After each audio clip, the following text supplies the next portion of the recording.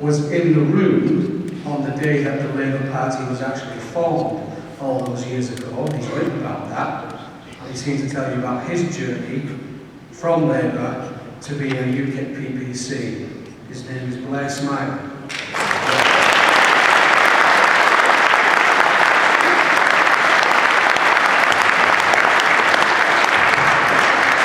Good afternoon, conference. All I would like to say is it's such a great honour to be here and to follow some of these amazing speakers. I mean, look at Jacques Laurel, you know, married 61 years, and I think I'm 61 and he's been married 61 years.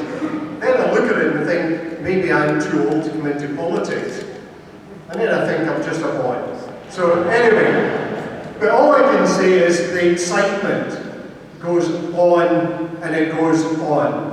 And since deciding to stand for UKIP as a PPC, I've been accused of being a racist. I've been accused of being the scum of the earth, a turncoat, and best of all, an opportunist. Well, at least the opportunist was correct, as I'm now offering the people of my constituency in Alyn and Deeside a great opportunity to change their lives and come with me on an exciting political journey.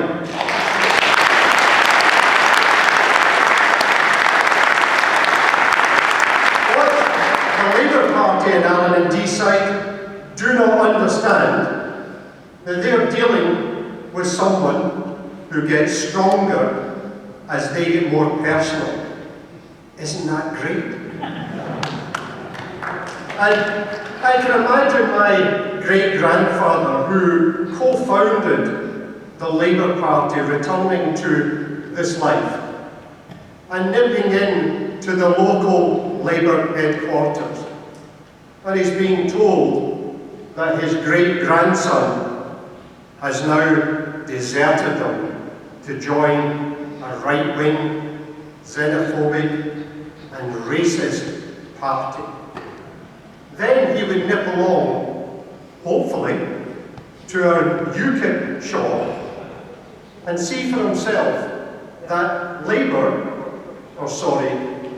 Labour, are so wrong. And what he realises is that UKIP is indeed closer to his views of a party trying to get the public involved in politics, listening to their views, and not being scared to question injustices. I'm sure he would be signing up to join.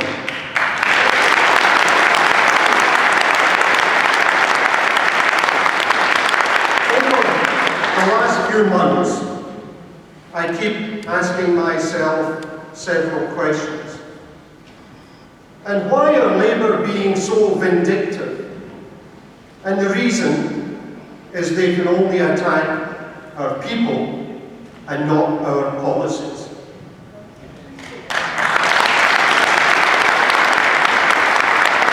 Why are the Tories and the Liberal Democrats being so quiet in my area?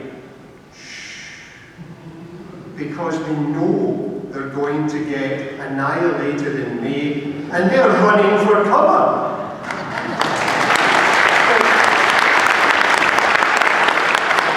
For the last 100 years, both Labour and the Tories have had their opportunity to make this country great, and they have failed. And Labour has said that when I was one of their members, I tried to become an MP, and let it be put on record, I didn't. Then they went a step further, and they said I actually begged George Galloway to become a parliamentary candidate. Again on record, I didn't. Then they accused me of joining UKIP in desperation. And I did join UKIP, but sorry Labour, I joined it because it was the best political party to rebuild this country. And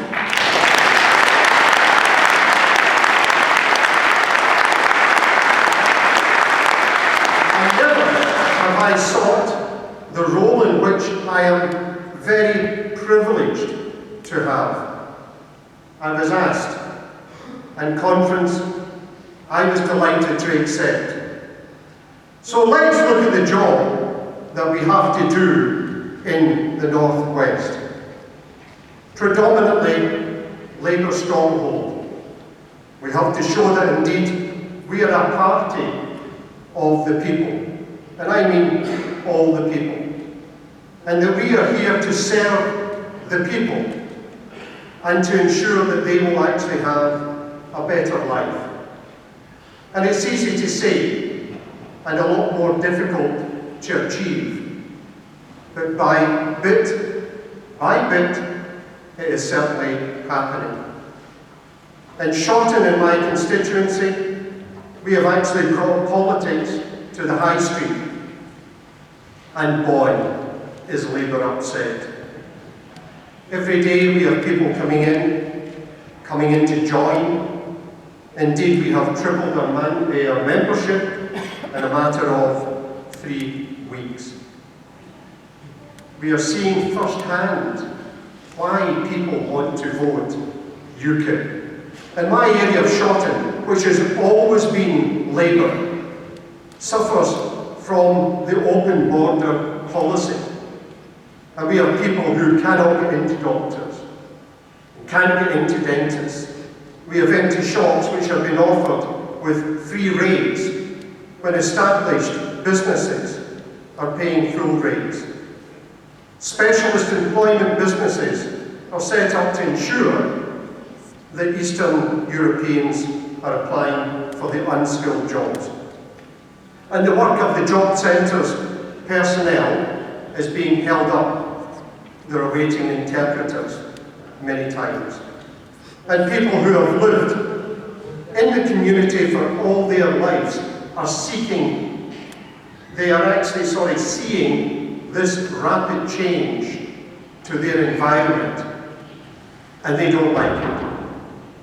And this shop of ours has actually created a focal point which shows that we are actually here to stay. And we have an incredible team who give their time voluntarily and work tirelessly for one thing, and that is to get UKIP into power. Now, being Scottish, some of you may have noticed, I must say that the referendum has invigorated my fellow Scots, who have now developed a renewed interest in politics. The way in which the main three parties have acted there has resulted in a major boost to the SNP membership. Indeed, when you consider it, it is the third highest political membership in this country. And this is great news for UKIP, as Labour is predicted to lose over 30 seats, and it will certainly make them harder to get into power in Westminster. So let's have a look at the present situation very simply. The main parties have decimated our manufacturing base, and we must rebuild it. We need to exploit our natural resources, and this is why we need to bring back British coal to allow, with the new technology, cheaper, clean energy and jobs growth.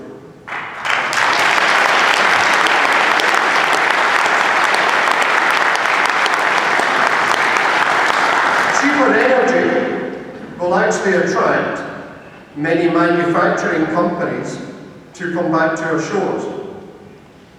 But we must address our balance of payments with manufacturing more consumables and encouraging the British public to support British-made products by purchasing them. In short, our people need jobs which are not dependent on benefit top-ups. And with a national debt of some 1.3 trillion and a growing monthly deficit adding to that, indeed, in just September, 100 billion, there needs to be a radical rethink. We all know that Labour will not touch on this subject. Ed Miliband conveniently forgot to mention this in Manchester, and I wonder why. Sure, Labour will indeed blame the coalition on the present debt burden. However, they fail to say that the debt in 97-98 was 352 billion, and in 2010-11, this was a staggering 902 billion. So the rot had set in, and no wonder when they had increased their public services jobs by 1 million. And this increase partially fueled the false boom period leading to bust. I remember through the Blair years, and I must stress Tony Blair, not Blair Smillie, seeing the rise in both personal and public debt, and knew that indeed that bubble was going to burst. And it certainly did, big time. And now we, our children and our grandchildren, are left to pick up the pieces and repair the damage caused to our country. Another thing Labour tend not to chat about is their commitment to the ever-expanding, controlling, ever more bureaucratic EU. And that is precisely because the majority of the public, they want out. So I hope Labour voters try to remember back to 2008 and the hardships caused by this runaway so-called working class party. And in my constituency, Labour are running scared, and this is apparent with the way they are attacking me. Poor old me, come on. Yes, poor old me. And by opening a UKIP shop in Shotton, as I say, we've trebled our membership in 5 weeks. Every day we have members of the public coming in to support. And just last week, a Hungarian gentleman walked through the door and threw £30 on the desk to join up. And remember, this has always been a Labour stronghold, but this is about to change. So we've now brought politics to the high street, made it acceptable for people to walk in and have a chat, made it possible to air their views and to meet the team.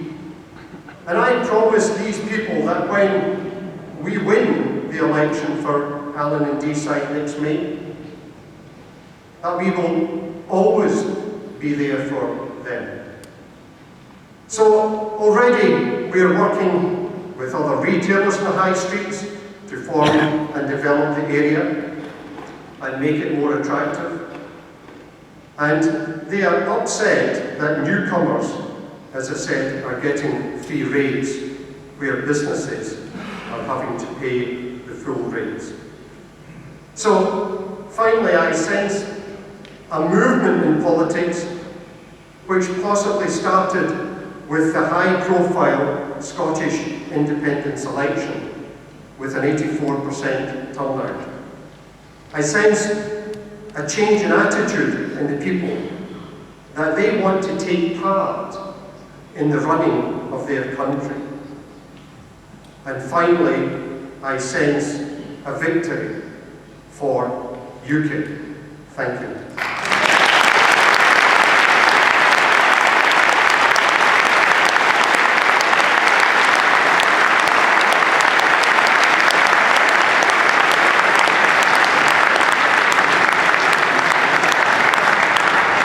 Thank you very much for that, Blair.